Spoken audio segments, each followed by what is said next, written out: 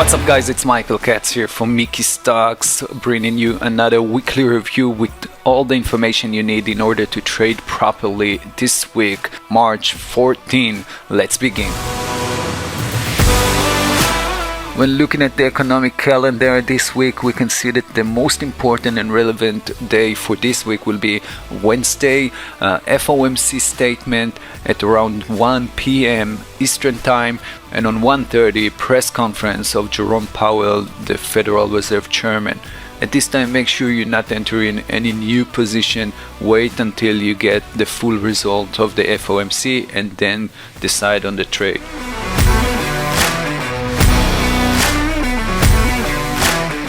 So this week, like always, we are going to analyze the Nasdaq, the S&P, and today I want to add the RTY, Russell 2000.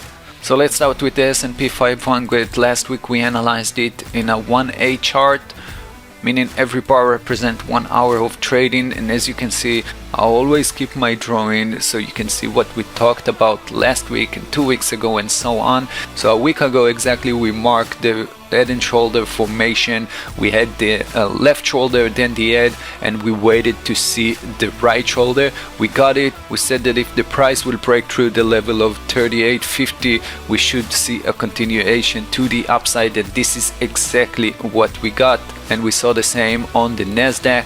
We marked the left shoulder, then the head, and we waited for the right shoulder. Here you can see that the Nasdaq went just a little bit lower than that and then broke through the level that we talked about and went all the way up about 300 points. The Russell 2000 did the same. On a 1A chart, you can see a beautiful head and shoulder pattern, left shoulder, head, and then the right shoulder. The Russell was definitely the one who pushed the market up, breaking through this alligator mouth all the way to a new high.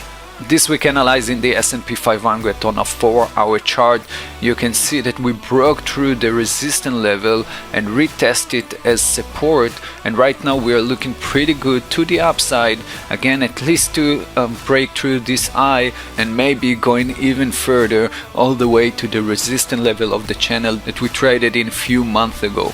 Looking at the Nasdaq, you can see on a 4-hour chart again that is much weaker than what we saw from the S&P and the Russell 2000, so remember that, because the move to the upside should be much slower, and if we will see a downtrend going on maybe on Wednesday after the FOMC, it should be much stronger for the Nasdaq compared to the S&P and the Russell 2000.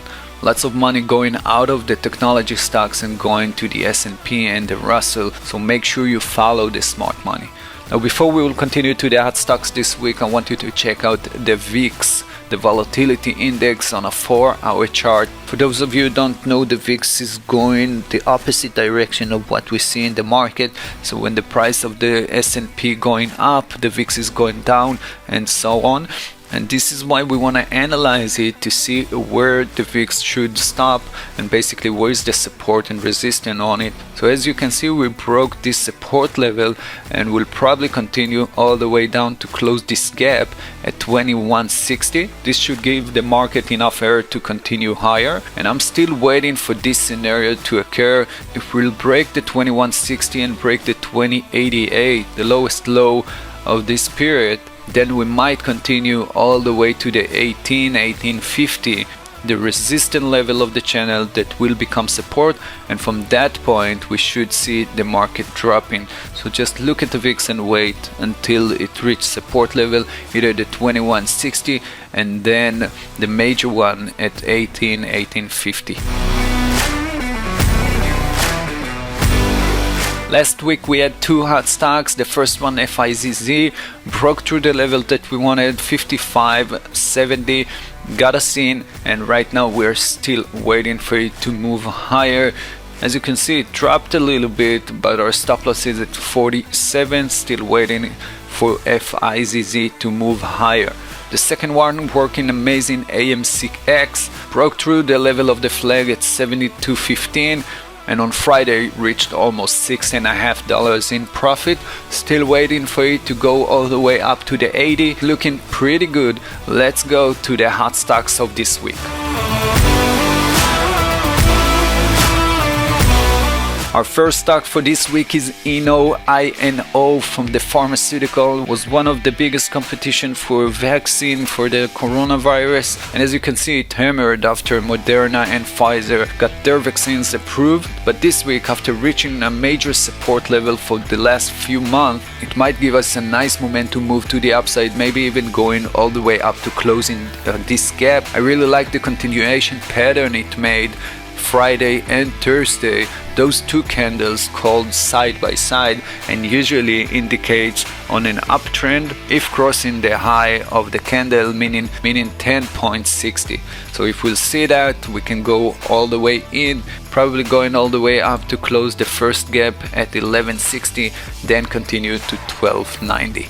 Our second stock for this week is a bit risky, CLR. It looks pretty good to the upside above 31.20, but as you can see, I drew a line at 33.16 because this is a major resistance level from the past.